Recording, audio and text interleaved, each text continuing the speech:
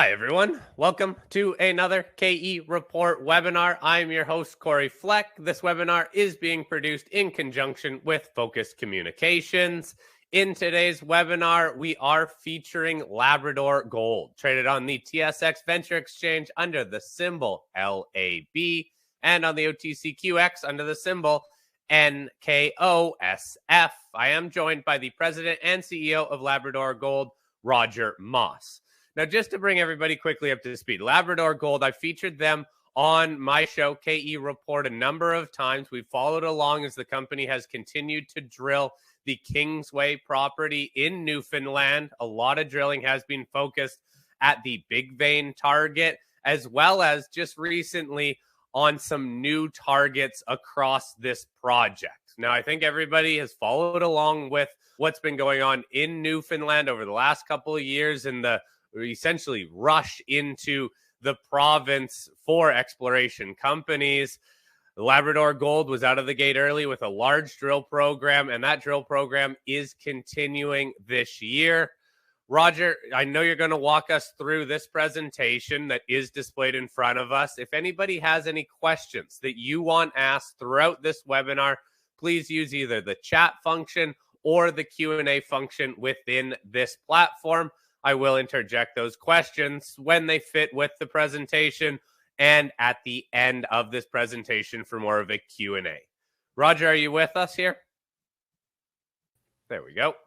Yeah, hello, Cory. Hello to everybody out there. It's great to be here and to provide an update on the project as we see it now.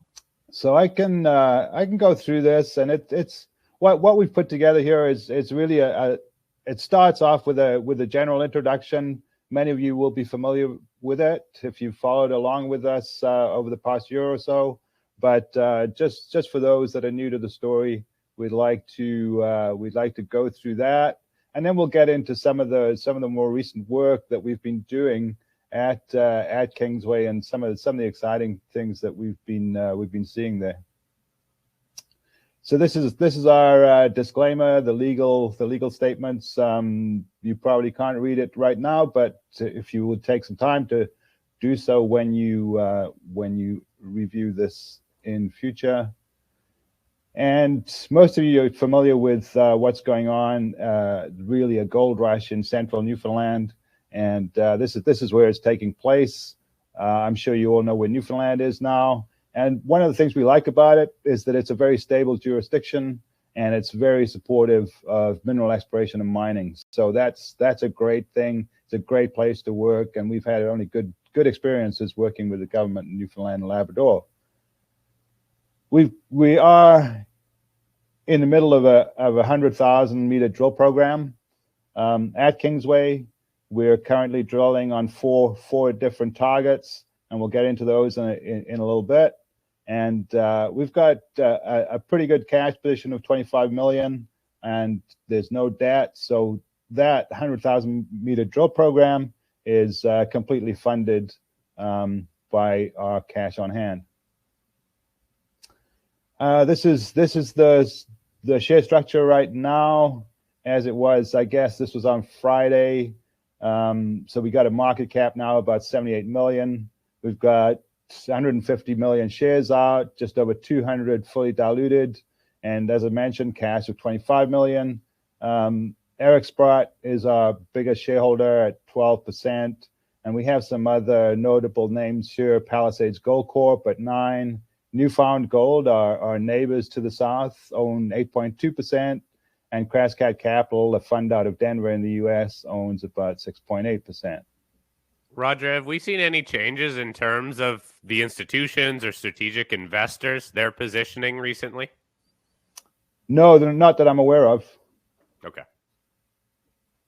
It's really only insiders that own more than 10% that have to file on insider trading. So anyone below 10, I wouldn't really know.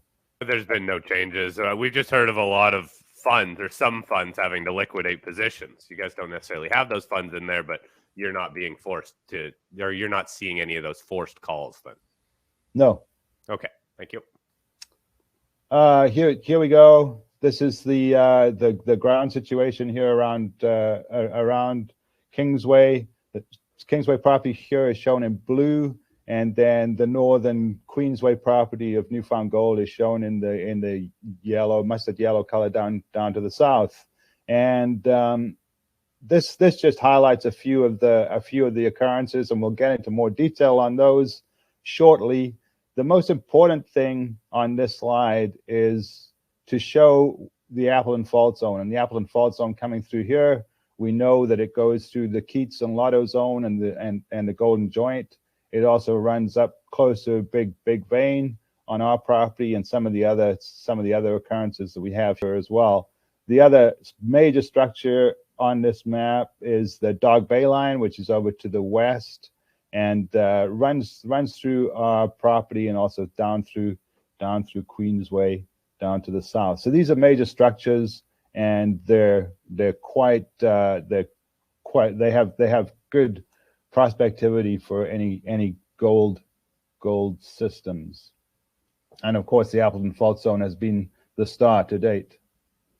This is a kind of a bit of a busy slide, so I don't want you to necessarily read everything. But what it really shows, I think, is the incredible amount of work that we've managed to do in the last 18, 20 months since we started work in August 2020. And our first year was we did a lot of groundwork, soil sampling, rock sampling, prospecting, mapping, some geophysics, and even a little bit of RAB drilling. And that work program culminated in the discovery of visible gold at Big Vein. And as many of you will remember, that discovery enabled us to apply for drill permits, and we started drilling in April of 2021 with a 10,000 meter drill program, primarily aimed at Big Vein. Shortly after that, we got about $25 million invested from Eric Sprott and Newfound Gold, which was huge in terms of us being where we are today. It allowed us to increase the drill program not once but twice, up to the current 100,000 meters. Last year's field program culminated in the discovery of Golden Glove, which was an outcrop of quartz vein containing visible gold. And we, in addition to drilling at Big Vein, we started drilling on a pristine gold target, which was found by till sampling, in fact. And we just recently had the initial results from those, and we'll get into those in a minute. Coming up to this year, we started drilling at Midway and Golden Glove once we got the permits for those. And you may have seen a couple of weeks ago that we made a discovery at Midway. Totally different system. It's gold hosted in gabbros, not in quartz veins. And what we believe we have is a completely separate mineralized trend on the Kingsway project. So Roger, out of this 100,000 meters that is being drilled, I understand still a big focus on Big Vein, but what's the approximate allocation of how many meters will go to Big Vein? How many will be spent on these other 3+ targets? Well, it really depends on the success that we have. Right now, we're probably looking at about, I would say, about 25 to 3,000 meters at Midway. We've already drilled a lot at the Pristine target, so that's probably going to be on the order of 10,000 meters. And Golden Glove, we just really started there. I think we've just finished the 4th hole, so we've probably drilled about 1,600 meters, and we're probably going to be drilling at least 10,000 meters at Golden Glove. But really, it depends on the results that we see. Okay, thank you. So this is a bit more detail on the Appleton Fault Zone with more of the gold occurrences that we see along that Appleton Fault Zone. And this is why we really believe that it is such a productive structure that is bringing all this gold up to the surface. And we can see going down from the southwest to the northeast, we have Knob, Keats, Golden Joint, Dome, and Lotto. Keats, Golden Joint, and Lotto are the ones that Newfoundland has been talking about the most. Big Dave is right up here near the property boundary. Golden Glove, where we're currently drilling, is up here on the northern side of that property boundary. And Big Vein, of course, is where we've been drilling for some time. The Pristine target, which actually isn't on here, it would be just up around here, about 800 meters northeast of Big Vein. And then Midway is off the Appleton Fault Zone, and it is, as I mentioned, a totally separate gold, maybe not a separate gold system, but a separate trend and a separate environment. Roger, we had a quick question that came in regarding the other, is it fault there, the Dog Bay line? Is that a fault zone similar to the Appleton Fault, or why is that being highlighted as well? Yeah, it's another major fault that's going through Newfoundland. In fact, it's probably a larger fault than the Appleton Fault Zone in terms of the tectonic history. Okay, thanks. This is so. You've heard me talk about structures a lot, and many people will be talking about structures in these kinds of gold environments, and this is why they're important. When we get gold into solution down here at the source of the mineralization, we need to get it up to the near surface where it can be precipitated out. And the way that those solutions move is through these structures, and these are the major structures that bring up these fluids from deep in the Earth's crust and bring it up towards surface.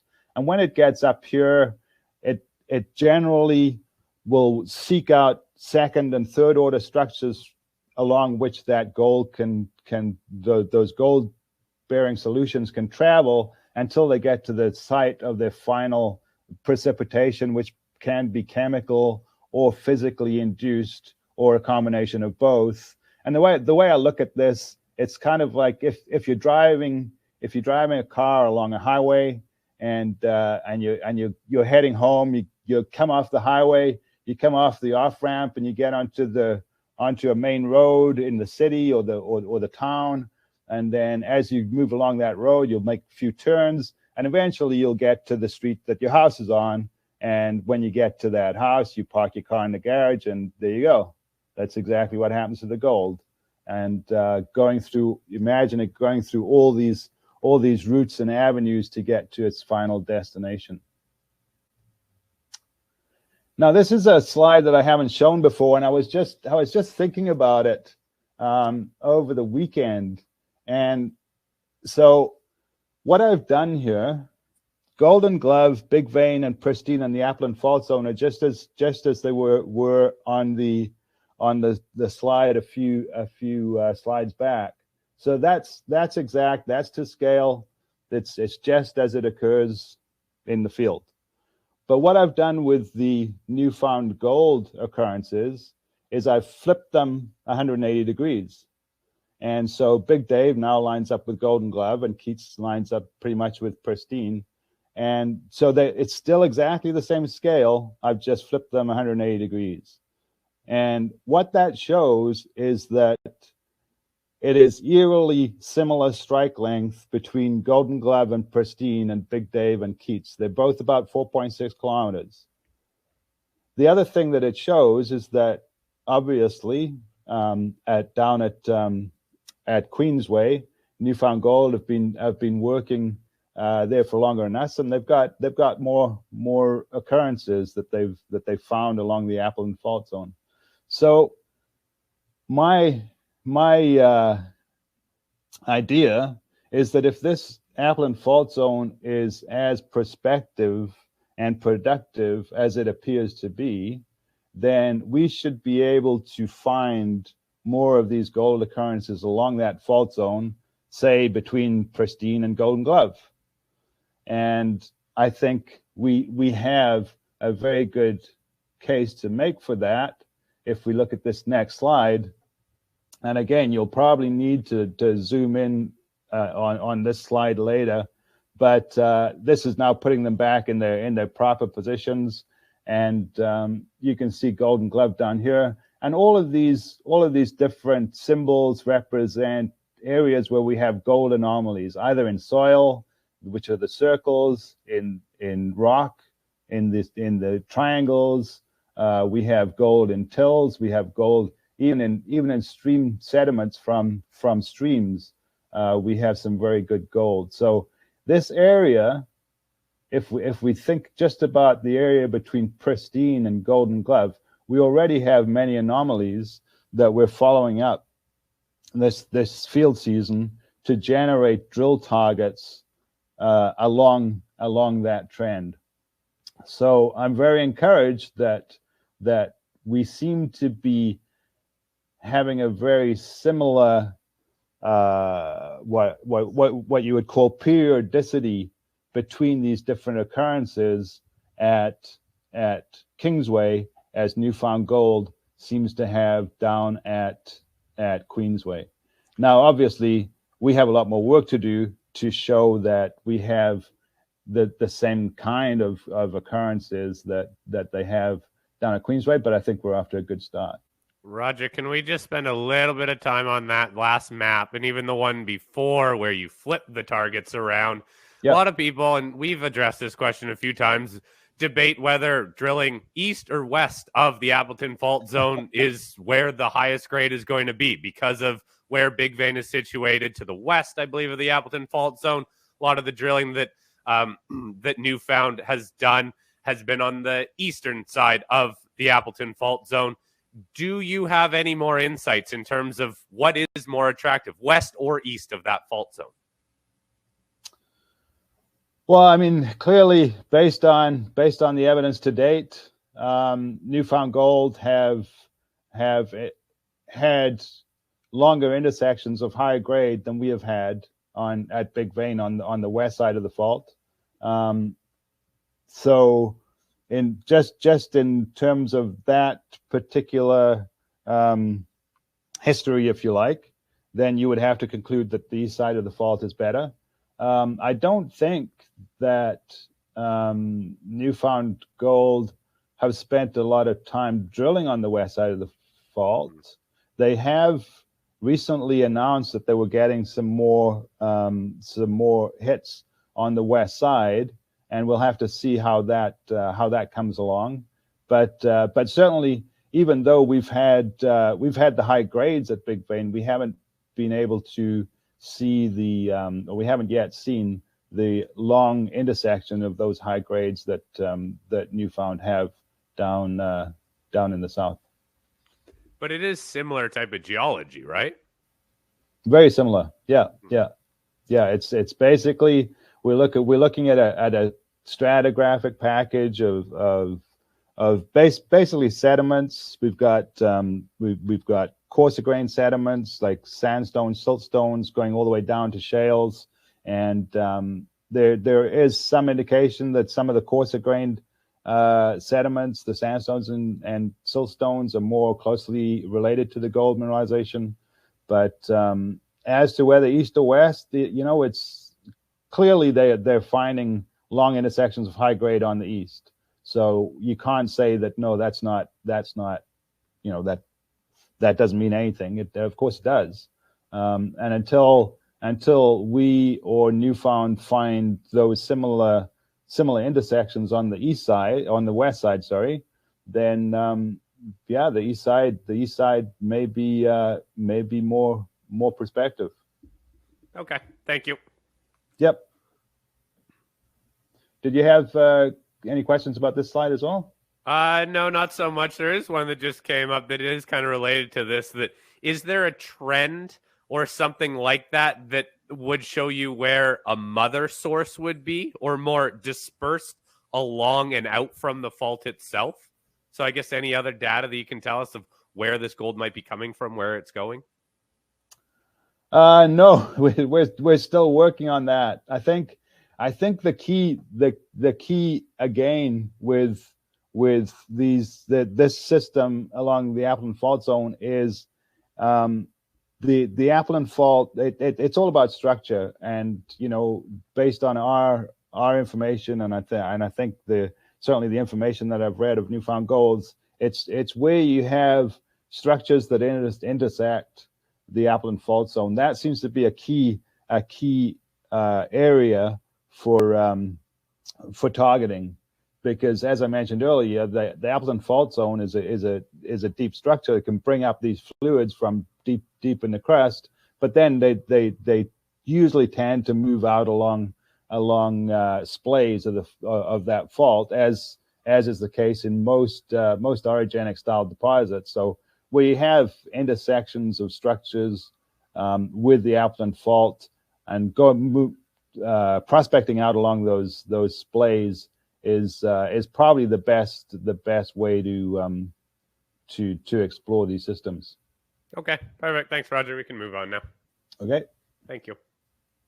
So now we're going to look a little bit in detail on each of these targets that we've got, that we've been drilling. And of course, the big vein target, this is back in October of 2020. This is a slice through the boulder that we found, full of visible gold. Within these little circles here, and a little piece here taken from here that's enlarged, so you can actually see the nice gold. And this is the actual discovery outcrop. This was a boulder that was just down slope from this outcrop, and we believe that it came from this outcrop, and that's where we started drilling in April of last year. And these are some of the intersections. And again, here we can see, some very high grades here. But as you can see, they're not as wide as the Newfound Gold intersections have been. We do have some wider intersections, but not super high grade. So we have a little bit of both here at Big Vein. And this is a plan map, which I think I'm not sure we've shown this in any of our news releases, but this is something that is interesting. We can see our interpretation where the Appleton Fault Zone runs. So yes, we're clearly on the west side here. We have a fault here, the Big Vein Fault Zone, running up pretty much northeast, southwest, and this may be one of those splays off the Appleton Fault. And you can imagine that these, if you would extend them down, they might actually intersect at some point, but we haven't gone there yet. So what we're seeing here are basically two zones. We have the Big Vein zone shown here to the west of this Big Vein Fault Zone, and then the HTC zone, which is over here. This is where much of the high grade mineralization that we've seen has come from. There are some high grades at Big Vein, but not as many as we see at the HTC zone. The interesting thing about the Big Vein zone now, I think, with our last news release, we had the furthest intersection to the southwest, which is way down here, and that's about 320 meters strike length from the discovery outcrop, and it remains open in both directions, to the northeast and the southwest, and we're waiting for permits to be able to drill further in those directions. An interesting point to be made here as well, if we look back at the Keats zone of Newfound Gold, that, as far as I can tell from their maps, is about 400 meters long strike length. So again, we're seeing a very similar size of gold occurrence here at Big Vein as to what we see down at Keats. Obviously, Keats has higher grades and or certainly thicker intersections, but a very similar footprint of gold mineralization here at Big Vein as what we see at Keats. Roger, do you think it's possible to start hitting the widths and the grades that are being hit at that Keats zone? Maybe you guys just need to vector in the drilling a little bit more because Newfound has been at it for a bit longer. Yeah, no, they have, and we are getting, every hole we drill, we're getting a better idea of what's going on here. They are very complicated systems. There's no doubt, I'm hopeful. Let me say that I am hopeful that we're going to see longer intersections. One thing that we have seen as we've come further down to the southwest is that we've seen wider intersections. Not necessarily super high grade, but they are getting wider, so that's encouraging. And the other thing is, we should be getting permits for us to be able to step back further to the west, which will allow us to drill deeper down below, especially down below the HTC zone up in this area, and that may lead to higher grades and perhaps longer intersections. Okay, thank you. And this is just the long section through there, and so this here is really the HTC zone up in the northeast, and you can see basically these yellow dots are what we have results back for. The gray ones are where we're still waiting for results. And right now we're from surface down to here is about 250 meters deep, and it's still open down in that direction. It's open out here towards the northeast, and then down here, this is down in the southwest where the big vein zone has been drilled, and you can see there's a lot of results that we're waiting for in here. All these gray holes, and we're looking forward to seeing some more good mineralization from there. And again, it's open down to the southwest. So Golden Glove was our next discovery, October of last year, I think it was. And this is what it looked like. Again, this is visible gold in quartz vein. This time it was an outcrop, not a boulder. And these are just some of the assays that we saw from those initial rock samples. And if we go to this slide, you can see a comparison with what we found at Big Vein.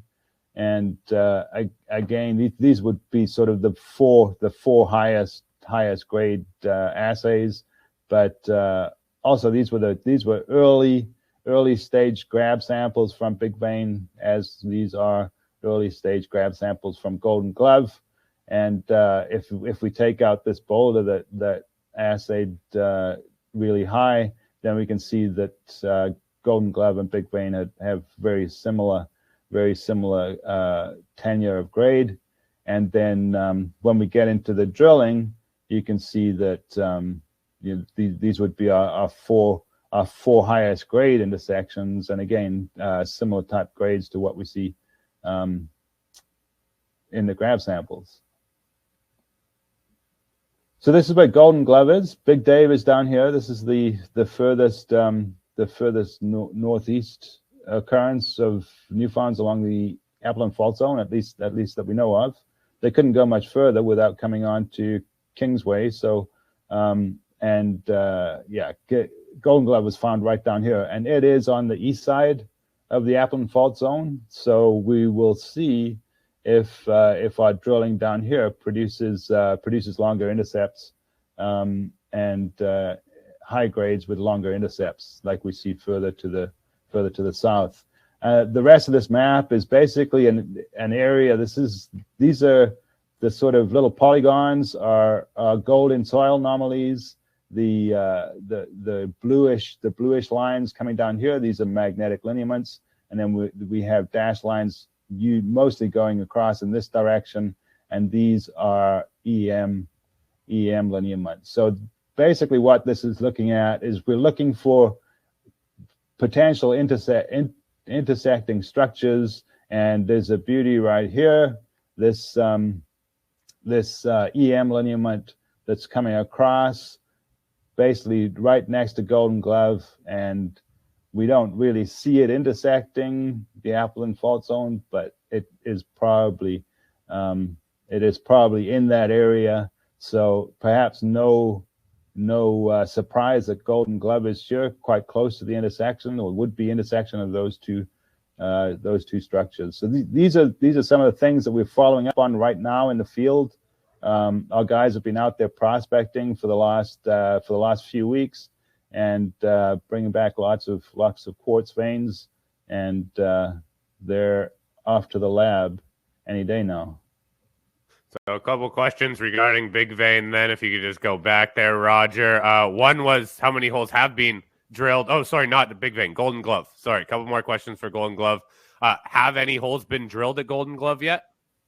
Yeah, I think we just finished the fourth hole yesterday. Okay. Can you comment on any of the visuals this far? That might be a tough one. But that question just came in. No comment. Okay. And on top of that, is Golden Glove below the shut where the river turns north? And is it located on the east shore of the river? It is. Yeah, it is on the east side of the river. Yeah. Okay. That's that question. I don't have any more information on that question, but there you go. Yeah, and just for visuals, as your listeners and audience may know, I don't believe in commenting on visuals or announcing visible gold in drill core without the assays. It's a tough game because one of the recent assays that we had from the Pristine target from the Doyle zone contained visible gold in the quartz vein, and we could see it obviously when we were logging it, but it came back with 3.5 grams a ton gold. So that's why I really prefer to get the assays back before saying, this is going to be a great intersection. Yeah, I appreciate that, Roger. We have, I think, too many companies that come out with visual results to, in a way, almost pump the market, and then actual results tend to disappoint. So I do like just waiting for the results. Yeah, I think it's the best way for sure. Okay. Yeah. Thank you. So here we are on the Pristine target. So this is I'm kind of going through these in order of discovery or whatever you want to call it. And so we made the discovery at Big Vein, then the Golden Glove, and the Pristine target was based on following up pristine gold grains in till, hence the name Pristine. And so we've drilled a bunch of holes there now, and we've had results from 6, and all 6 of those holes intersected gold mineralization, which was pretty amazing, considering that we were actually targeting up ice from till samples that we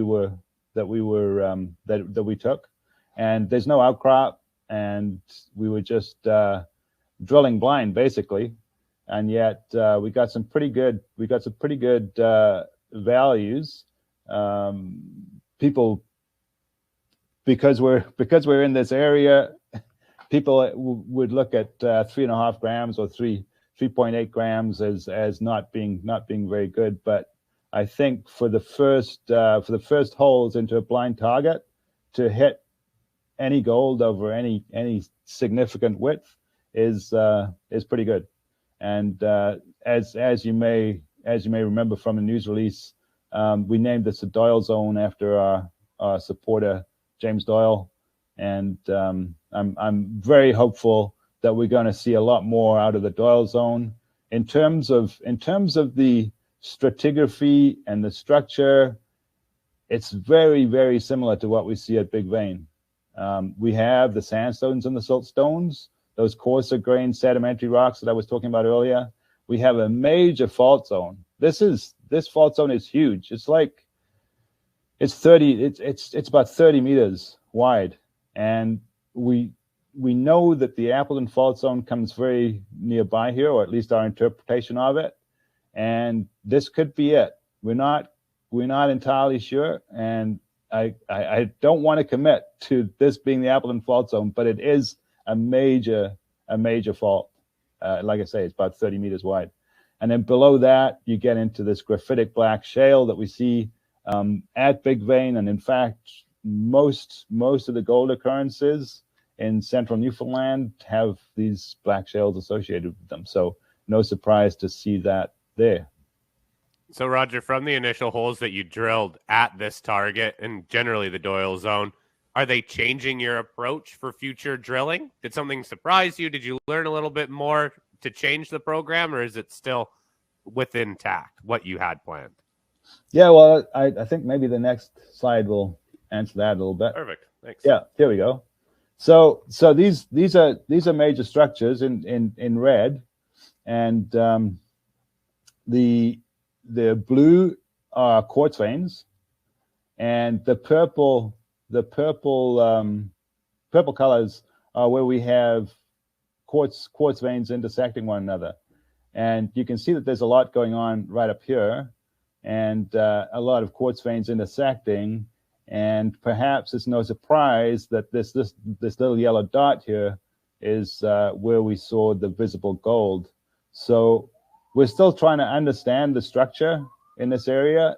It's incredibly complicated, and but I think with, again, it's intersecting structures, intersecting veins, and following those intersections down plunge is where you're going to get the best bang for your buck when following these things up. Okay, so now we're gonna do, as Monty Python would say, something completely different. And this is Midway. So we've been talking about the Appleton Fault Zone, Golden Glove, Big Vein, Pristine. Pristine's gone missing off here. Now we're going to go to Midway, which is about 2 kilometers or 2.7 kilometers north of Big Vein. And this area was interesting right from when we started working on the property in 2020. This cracker showing occurrence is a historic gold showing. I think they had grab samples from there up to about 67 grams a ton, and a bunch are in the 30s. And they were hosted in quartz veins hosted by gabbro. Now, gabbros are mafic igneous rocks, and so completely different from the sedimentary rocks that host the quartz veins at Big Vein, Golden Glove, and Pristine. And so what we did here was we were following up soil samples, and again they were blind targets, and I think we drilled 4 holes there as well at Midway, and the first few holes that we got back for results were actually pretty good. Again, they're not barn burning high grade intersections, but 5.7 over 3 meters and 3.5 grams over 6 meters is pretty good. It's pretty good in most parts of the world. But the interesting thing about this is that it's hosted in these gabbros, and we believe that this is an entirely different, well, it is a different system in terms of its host rocks being in gabbros rather than sediments, quartz veins and sediments. And that opens up a huge part of this property for the discovery of these kinds of this kind of mineralization. So not only do we have the Appleton Fault Zone, which is obviously going to continue to be the area that we're targeting the most, but we do have these gabbroic hosted gold mineralized areas that we can follow up. So this shown here between Cracker and Midway is about 1.5 kilometers, but the real potential is shown on, I thought it was going to be on this slide. It's actually going to be on the next slide. Don't you hate it when that happens? I was waiting for it too. Well, I'm not sure what we're showing here, but I think I've said most of this. It really is a different mineralized system, It is strongly altered. These gabbros are strongly altered, and instead of being hosted by quartz veins, it's actually disseminated mineralization in the gabbro, and it's associated with pyrite and arsenopyrite. And I think this is a case where, for example, you'd have a physical precipitation of gold out of solution, because you have these iron-rich gabbros that can destabilize the complexes that are carrying the gold, and the gold can fall out of solution. And you also have a contrast, a rheological contrast between the gabbros and the sediments, which also help precipitate the gold out of solution and into these gabbros. Now, okay, this is the slide I was talking about earlier, where there's more than just 1.5 kilometers of potential between Midway and Cracker. So this is now the entire property, Kingsway property, all 3 licenses. And right in the south here, just off our property boundary down here, is a showing called the Virginia showing. It's a historic gold showing. Again, it's gold hosting gabbro. I think they had, if I remember correctly, grab samples up to about 100 grams a ton in that gabbroic system down there. Then we come up to Midway. That's probably about 5 or 6 kilometers, maybe more, between Virginia and gabbro. Then you got 1.5 kilometers there. And then way off up top here is Lucky Moose, another gold in gabbro occurrence. So what I've done here is put a trend. Let's call it the gabbro trend, up through these four occurrences. I believe that this trend probably represents another structure that would be in between the Upland Fault Zone, shown here, and the Dog Bay line, shown over on the west. And what I think is happening is that these gabbros are coming up along this structure. They're intruding. There are intrusive rocks, so they intrude up along this structure, and at some point they solidify and later get enriched with gold. Now, how that enrichment happens, does it happen all the way along there in all these gabbros, or just in specific gabbros? That remains to be seen. Again, I think structure will be a big part of it, but it's certainly a good exploration target that we will spend some time looking at. But again, the Upland Fault Zone is the star, and we'll continue to do most of the work along it, with secondary work being along this gabbro trend. So will there be more work up to the north? This is a question that came in really early on. Simply asking, any more field work further north? Yeah, well, that's a really good question. And the last 2 field seasons, we've really spent our time sort of in this claim block down in the south, because that's where Big Vein is. That's where we found Golden Glove and Pristine target. Now we know, if I can go, let me see if I can go back and find it here. It's a ways back, but just bear with me a minute. Yeah, no problem. Unfortunately, you just have to go one by one.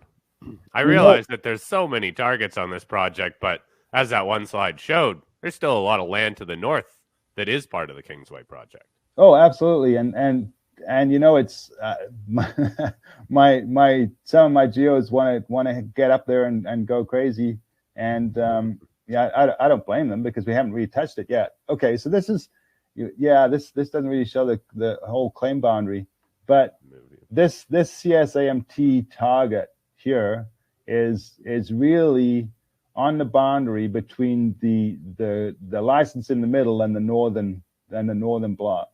So the northern block itself has only really received cursory attention the first year when we were doing our soil sampling. So we do have anomalous gold up there in soil samples. We have a few low grade grab samples up in that area, but we really haven't given it the attention that we've given the southern claim block. So if we go back to that last slide we were looking at, we will be going up into that sort of that bridging license in between the north and the south, call it Kingsway Central. There are some really good looking targets in that area. So I'm talking about this one here. So the Appleton Fault Zone comes up through here and it goes right across there. Now, unfortunately, this is a bog, kind of mostly boggy. So there's not a lot of outcrop in here. The CSAMT targets I was talking about are right at the boundary here. And the nice thing about that, this is where we have really complicated structure, at least in terms of our interpretation. There's a lot going on up here. And in these types of systems where you have a lot of structural complication, that's usually a good place to go look. So we're definitely going to be up here. We have drill permits already to go and drill up there. So the idea, as I think I've mentioned in the past, is the drill that's now drilling at Midway will be used for regional work.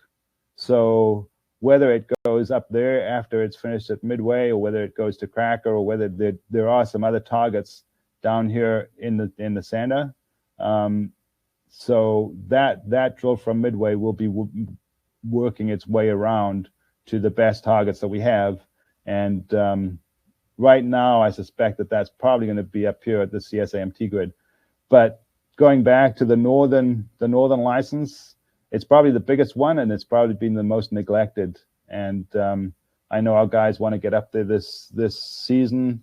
The plan is to have 3 field crews out, and they'll be concentrating in different areas. One down around the Golden Glove area, one following up this gabbro trend, including up in the north there, and then another group will be working this area around the CSAMT target. So there's going to be a lot of field work going on, and I think given the success that we've had with doing this field work over the last 18 months or so, I'm hopeful that we'll find a lot more targets to be drilled along the Appleton Fault there. Okay, so just for clarification, up north, not quite drill ready yet, but you are going to be having some crews on there truly building up some drill targets because you are planning on moving a drill there. Sounds like fairly soon. Yeah, well, yeah, like as I mentioned, the drill that's at Midway is the one that we will use to move out and test other targets regionally. This CSAMT grid up here, the CSAMT is a geophysical technique that allows us to look deep. It's kind of like IP, where you get resistivity, you get resistivity anomalies, but you can look quite a bit deeper than conventional IP, which is why we did it. And what we were trying to do was to image the Appleton Fault Zone in this area. I think we have a sense of where it is, but drilling will tell us for sure. And as I mentioned, I think we have probably 10 holes permitted in that area, and right now they are purely geophysical targets. Okay, perfect. Roger, are you done here? Should we just knock off a number of these questions that have come in? Sure. Yeah. Okay. Let's just start at the top. I've been accumulating all these questions here. So first deals with costs. Everyone's talking about costs. Doesn't matter if you're in resources or not. People are wondering, are costs rising for the drill program? Are you on top of costs? Anything else that you can, I guess, put people's minds at ease that costs are under control still?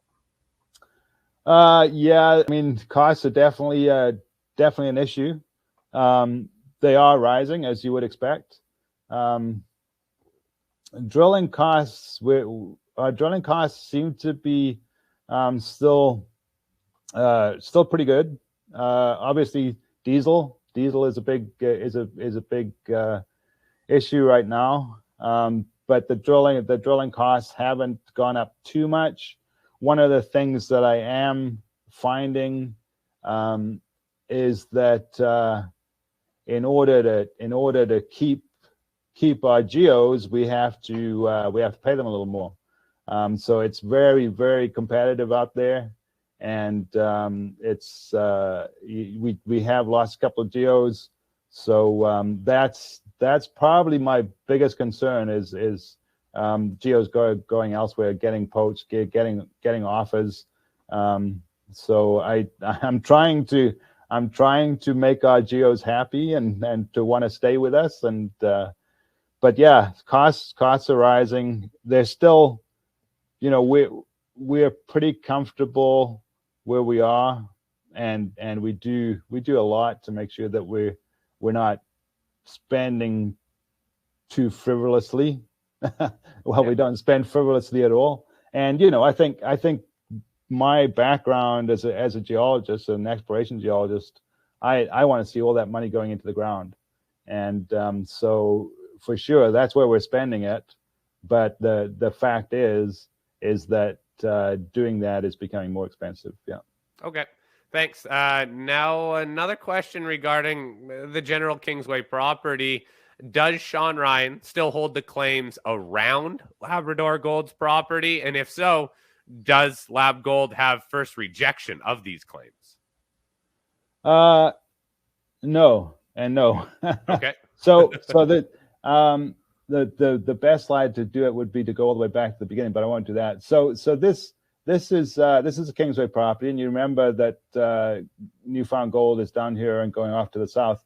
And around the Kingsway property, there's a big area that's essentially unstaked, and that ground has been withheld from staking since about middle of last year, maybe this time last year.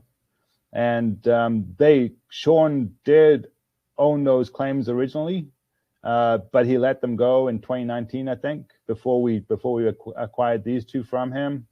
And so yeah, that ground around Kingsway is still in limbo. Okay.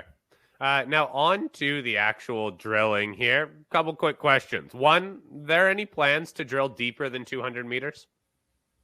Yeah. I'm not sure I mentioned that. I thought I did, but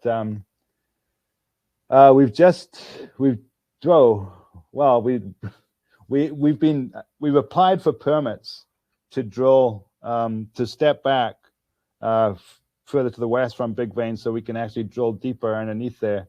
And I'm told that we should have those permits by the end of the week, which is great because we haven't been drilling at Big Vein for a few weeks because of the state of the road.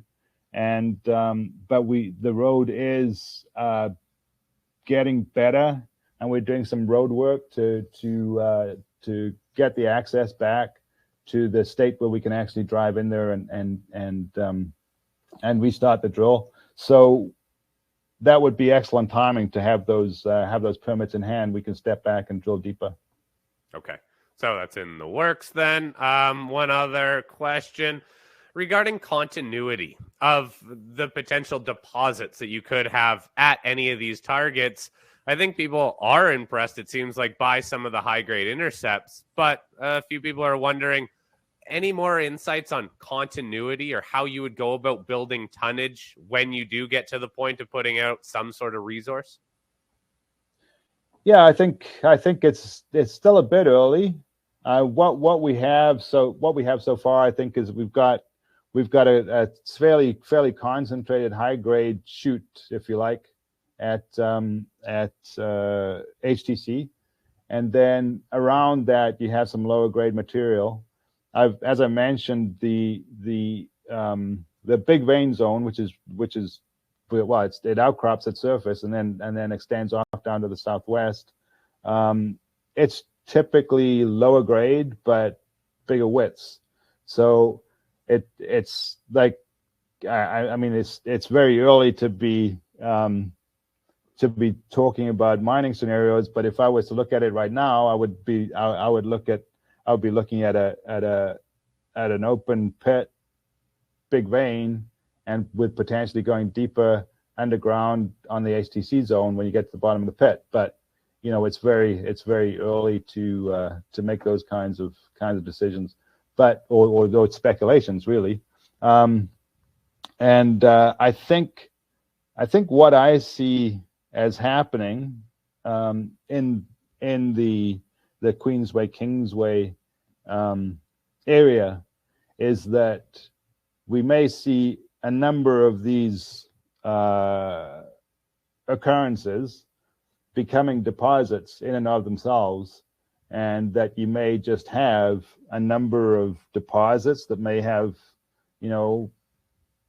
500,000 ounces, 1 million ounces, 2 million ounces, and you put them all together and feed into a central mill to actually make your deposit or make your mine.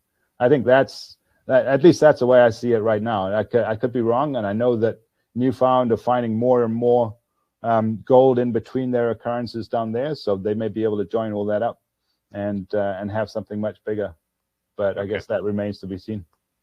So at what point would you think about moving forward with a resource estimate? Well, I think we've got a lot more to do yet, and I think my job is to show the potential of the Kingsway project, and that's what I'm trying to do. So rather than getting bogged down on, say, a resource at Big Vein, I'd rather step out and say, well, we've got this, we've got Pristine, we've got Midway, we've got Golden Glove, and carry on making those discoveries and drilling them up to the point that we understand what we have there.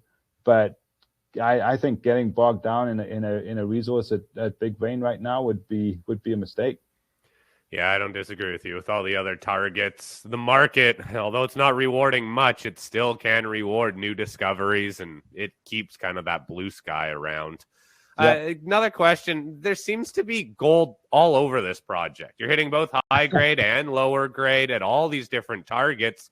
How do you go about ranking these targets when these results come in? Because again, you're hitting high grade. Does it come down to the potential size, the footprint that you're early on estimating of these projects? Is it about chasing the highest grade? How do you rank them moving forward? Well, yeah, that's a really good question. Obviously, that the high grade is great to have, but I guess there is a lot of gold, and there's not just a lot of gold at Kingsway and Queensway. There's a lot of gold all over Newfoundland, as we've seen from other companies as well. And it's obviously very well endowed, and it's probably getting the attention that it's deserved for a long time right now.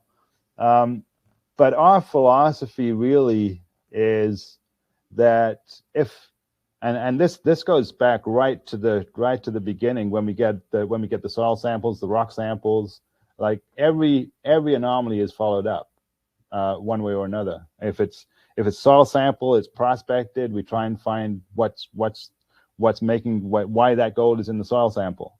If it's a rock sample, we go back there, we look at it. Is it float? If it's float, then we go and look for outcrop. If it's outcrop, then we look for more, and those grow into becoming targets. So that's how we get our targets. And once we have those targets, it's really about drilling a number of holes. Like and we're very fortunate. I'll say this. I say it all the time. We're very fortunate to have the funds that we have to be able to do this, because Big Vein, we didn't see visible gold in the drill core until the 14th drill hole. So that was probably about 4,000 meters into the drill program. And because we didn't have any assays back, we didn't know. I mean, we could see the quartz veins, but we didn't know whether those quartz veins were running or not. we had an idea because we were using the XRF and the core shack. But so 14th hole, say 4,000 meters. So think of that. If you got a target and you drill 2,500 meters, you may not hear anything. So, and these are the kinds of systems that we're dealing with. So I really don't discount anything that's anomalous in gold, because you could be 20 meters away from having a visible gold, high grade, and it could be right next to something that's running like 500 ppb. So if you've got anomalous gold, you've got alteration, you've got quartz veining, and there's lots of good looking stuff, then you have to persevere. And I think from our point of view, like we have 3-0 right now, like three targets drilled, 3 targets with gold.